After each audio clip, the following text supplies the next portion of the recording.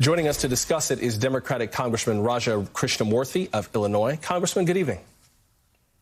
Good evening. How are you, Joshua? I'm well, thank you. Now, officials confirmed to NBC News that the possibility of these Russian bounties was included in the presidential daily briefing, but he was not verbally briefed on the matter. If the president had been briefed and decided to act, what might that have looked like?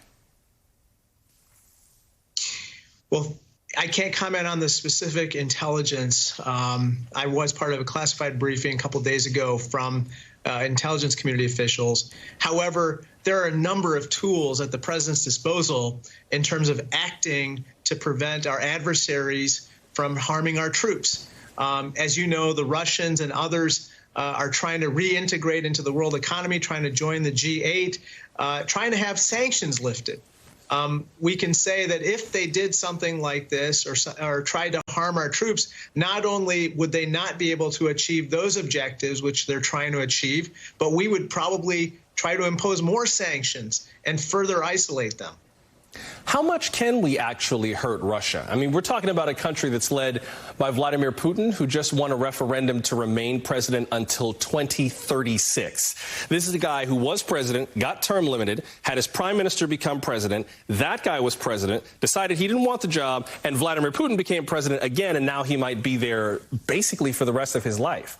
How much power do we actually have over Putin?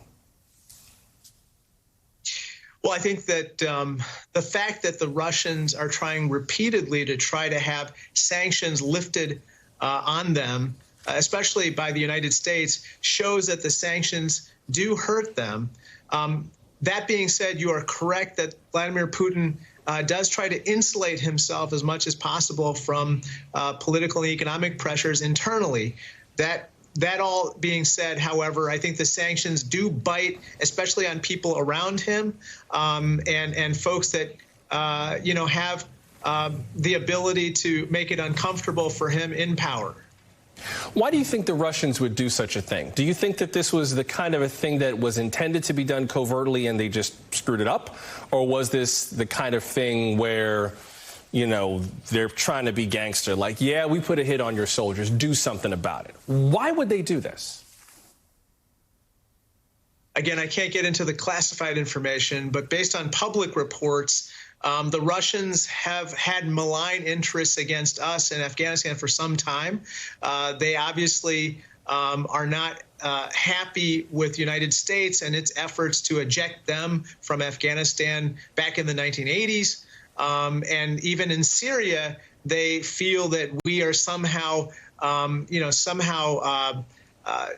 interfering in a zone of influence of theirs. That all being said, we have to protect our troops, and we have to do whatever it takes to warn them and other adversaries that if you harm our troops, there will be serious consequences. The fact that the president is not willing to say that or to focus on that is very disturbing.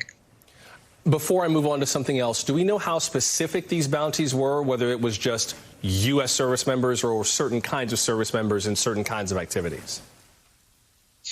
I can't comment on the intelligence, Joshua, except that there's a lot of credible evidence surrounding this situation that, quite frankly, I wish that the White House would try to delve into a little more seriously right now. Before I let you go, I definitely want to talk about COVID-19 and this second wave of stimulus checks that's being proposed. Democrats are on board. The president isn't ruling it out. A lot of Republicans are on the fence. What's the one biggest thing, Congressman, that you think we can realistically get done right now?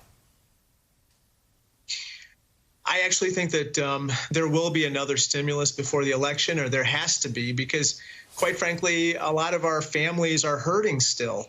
We still have double-digit unemployment. Upwards of 20 million people are unemployed.